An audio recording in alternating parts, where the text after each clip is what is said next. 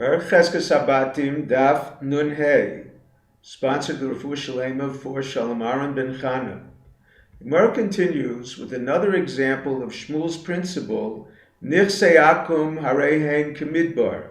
The property of a Gentile that he sells to a Jew is ownerless as a desert. Rav Huna bought land from a Gentile. Before he took possession, another Jew dug into it.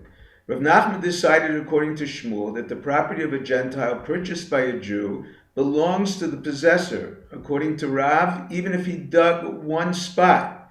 Shmuel's ruling was accepted by the Chachmei Eretz Yisrael as well. The Reish Galusa, Ukvan ben Nehemiah, stated three rulings in the name of Shmuel concerning the legal force of secular law. Number one, the law of the kingdom is the law. That is, all tax and civil law accepted by its citizens has legal force even overriding Torah law. Number two, although according to Torah law one can establish a chazak on property with an uncontested presence for 3 years, Persian law requires 40 years unless one has a document as proof of ownership.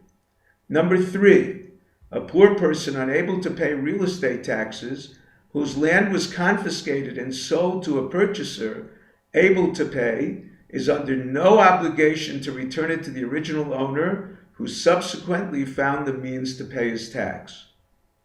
The Gemara brings a machlokes whether the third ruling is qualified. Ameimar holds it applies only to real estate taxes, but one who acquired another's property by paying his head tax must return it to the original owner. Secular law permits imprisonment for failing to pay, not confiscation of land. If the tax collector confiscated the property illegally, the purchaser must return it to the original owner. Rav Huna Breder of Yeshua disagrees. He holds all property is subject to confiscation for the head tax. Their argument, number one, rights of monarchs to exceed constitutional law. Number two, a royal lien classifies property as prospective rather than actual assets, affecting the rights of a firstborn son to collect a double portion. According to Ameimar, all property is prospective assets. The firstborn entitlement is based on a head tax, not creating a royal lien. However, it is untenable to claim a firstborn cannot collect a double portion from land.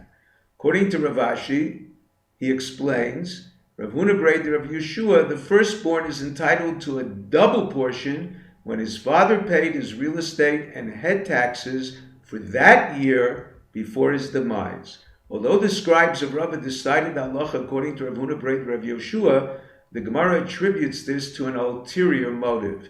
They drew up documents for a purchaser of confiscated properties for a non-paid head tax. The law, in fact, is there is no royal lien on any property for a head tax. The Gemara discusses unemployed people's obligations to pay their share of taxes. The Gemara distinguishes a tax collector who exempts the unemployed because the other citizens agree to pay their taxes. They eventually must be reimbursed, whereas if the tax collector exempts them, it is a gift from heaven. They are not required to reimburse the others. The Gemara discusses two different opinions of Rabbi Yochanan's ruling as to demarcate a convert's property.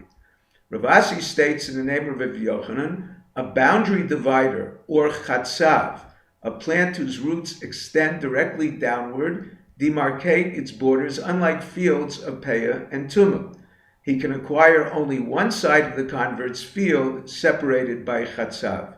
Ravin, in the name of Rabbi Yochanan, states they are demarcation even for Peah and Tumah. Peah, one is required to leave Peah separately for each field. A separate field is one divided by a strip of uncultivable land, an irrigation canal, or public and private roads. The two opinions argue whether chatzav suffices. Tumah, according to Rabbi Lezer, one who enters an expanse of fields during the winter, one containing a dead body, would not become contaminated if the fields were divided, based on a svek, double doubt. Perhaps he did not enter the field of the mace, and even if he did, perhaps he did not come in contact with or cover it. They argue whether a boundary marker or chatzav divides these fields in respect to tumah. If you're enjoying Daf 5, please click on the link below, subscribe, and become a sponsor. Have a shvua tov, a good tvach.